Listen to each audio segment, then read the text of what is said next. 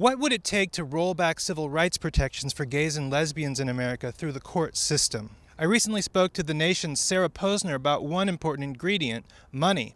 Posner's expose investigated the funding sources and activities of Alliance Defending Freedom. I also asked her about the crucial Supreme Court case that ADF recently argued on behalf of a Colorado baker who refused to serve two men who wanted a wedding cake. That led to litigation under the state's civil rights law, public accommodations law, which prohibits discrimination on the basis of race, sex, gender, ethnicity, and sexual orientation. So that case got litigated all the way up to the Colorado Supreme Court, and the cake baker lost. And they appealed to the Supreme Court to say, can you decide whether I can say that, notwithstanding this civil rights law in Colorado, that I have a First Amendment right to refuse service to this same-sex couple and refuse to bake the wedding cake for their wedding. So a lot of our viewers have a difficult time wrapping our heads around an argument against civil rights protections for gay and lesbians. Yes, so what is Masterpiece Cakeshop arguing in this case, exactly. Right? So they're saying that Jack Phillips, the owner of Masterpiece Cakeshop, the bakery in Colorado, is not merely a baker. He's a cake artist. There's such an artistry to his work, they are arguing, that it is compelled speech by the government to make him serve a same-sex couple for their wedding when that would violate his deeply held religious beliefs against same-sex marriage. And as I report in the story, just a couple of months ago, on the other side of the Capitol where we're standing now, 5 members of Congress, 5 Republican members of Congress, stood with Jack Phillips and his lawyers and announced their filing of an amicus brief signed by 86 members of Congress in support of his argument. And there, Republican members of Congress talked about how it was really scary that the government could make somebody essentially speak in this way. Now, this flies in the face of the entire purpose of our civil rights laws. Our civil rights laws on public accommodation, starting with lunch counter protests in the 1960s up until now, where we're seeing the addition of sexual orientation and gender identity to protected classes, is about the dignity of all people to be treated equally when they go to buy a cake for their wedding or go and eat at a restaurant or whatever the public accommodation is. Beds and breakfasts, hotels, everything. It covers all of these things. There's a case in the 60s that they're actually trying to find a way to work around. Tell us about that case. Right. So that was a case called Piggie Park Barbecue. And the owner of this barbecue stand said that he had a religious right to refuse service to black customers. And in that case, he used the defense not only that it was his religious right to do that, but that he served black customers for takeout, but he just wouldn't serve them inside his sit-down restaurant. Because interracial dining was against his religion? Yes, essentially, yes. I mean, it sounds ridiculous now, but that was his argument. The case went up to the Supreme Court on an attorney's fees issue, on the question of whether the plaintiffs in that case should be able to recover their attorney's fees.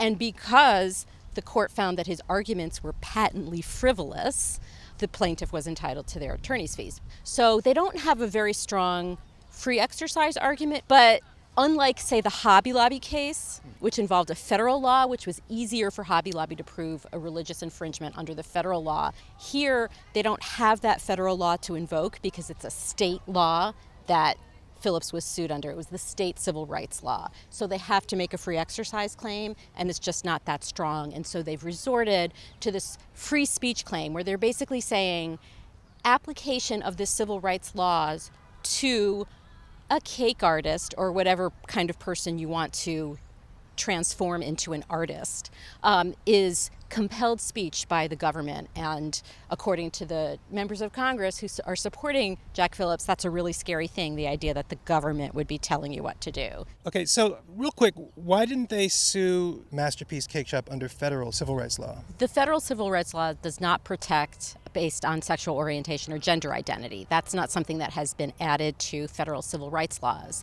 And only about less than half the states provide protection to people based on sexual orientation and gender identity against discrimination in public accommodations. And so for your piece, you read over 140, was it 143? 146 federal and state appellate and Supreme Court briefs that were filed by Alliance Defending Freedom, Masterpiece Cakeshop's attorneys, the Christian right legal organization that's representing Masterpiece Cakeshop. Right, because it's very expensive to bring a case to that building there, or even federal and state courts. So somebody has to be funding this idea that Americans have a right to discriminate against gays and lesbians. Alliance Defending Freedom, which was founded in the early 1990s, was founded on the idea that the freedom of Christians and the freedom of Christianity in America was under threat as LGBT rights advanced. And so you have to understand the context in which they decided to found this organization. They saw, in Colorado, incidentally, litigation and political activism around a law that would have prevented, a law passed in Colorado that would have prevented localities from adopting this sort of anti-discrimination law. That case went all the way up to the Supreme Court, and the Supreme Court struck that law down, said it violated the Equal Protection Clause. So the founders of ADF were very worried about the advance of LGBT rights. And so they talked about this early on. One of the founders of ADF and its longtime president, Alan Sears, wrote 2 books. One of them was called The Homosexual Agenda, which goes into great detail about how he thinks the homosexual agenda is going to infringe on the freedom of Christians. Basically Fox News, except for only focused on the gays. Yeah, pretty much, yes. And he also wrote a book, The ACLU versus America, making the argument that the ACLU is an anti-American organization that seeks to restrict the freedom of Americans as opposed to the other way around. You wrote that there's a farm system that kind of asks young lawyers to read these books to prepare them for this culture war. So ADF sponsors what's called the Blackstone Legal Fellowship, which has grown a great deal in recent years. It started in the early 2000s with just a couple of dozen law students. To date, they say that they've had 1,800 law students go through this program. It's a summer program where the law students go and they have seminars and talks and opportunities for internships, and really brings them into not only ADF's ideology, but also into the conservative legal world, opening doors for them for internships at conservative organizations or even at law firms, even clerking or interning for government agencies. And now 2 judges. Trump nominees for the federal judgeship. So there are 2 nominees. One has already been confirmed, who have been speakers at the Blackstone Fellowship. Oh, I see. Okay. Right? Mm-hmm. So you have the Blackstone Fellowship, as you said, has a lengthy reading list, which includes, or has included at least in the past, both of Sears's book, The ACLU versus America and The Homosexual Agenda. Also, 2 of Trump's judicial nominees have been speakers at this program. Amy Coney Barrett, who has been confirmed to the U.S. Court of Appeals for the Seventh Circuit, was a speaker for the Blackstone Fellowship. And Kyle Duncan, who's nominated to the Fifth Circuit, also has been a speaker at the Blackstone Fellowship. So not only does the Blackstone Fellowship produce a lot of young lawyers, and now some of them not so young since it's been going on so long, who then go on to practice law, either in private practice, but many of them go on to government service. All of this adds up to ADF's growing influence. I mean, you see in state attorney general's offices around the country, we found 10 that employed 18 either former ADF staff attorneys or Blackstone fellows. So my concern is that long after our culture has evolved to the point where you can't really electioneer around fear or hatred of minorities or people who have different sexual orientation, that the federal bench will have these people who are basically of another era. Yes. And that is the great fear right now with Trump's judicial nominees. Many of his judicial nominees are very anti-LGBT. And not all of them have an association with ADF, but some of them do. Coney Barrett and Duncan are not the only ones. There are 2 others who are ADF allied attorneys as well.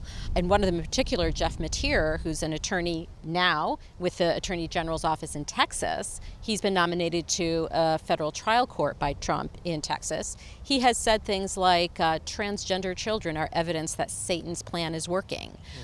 So it's exactly what you say, right? Our our society has evolved where a majority of Americans believe that same-sex marriage is right and don't have an issue with it. Yet Trump is poised to stack the federal bench with judges who think otherwise.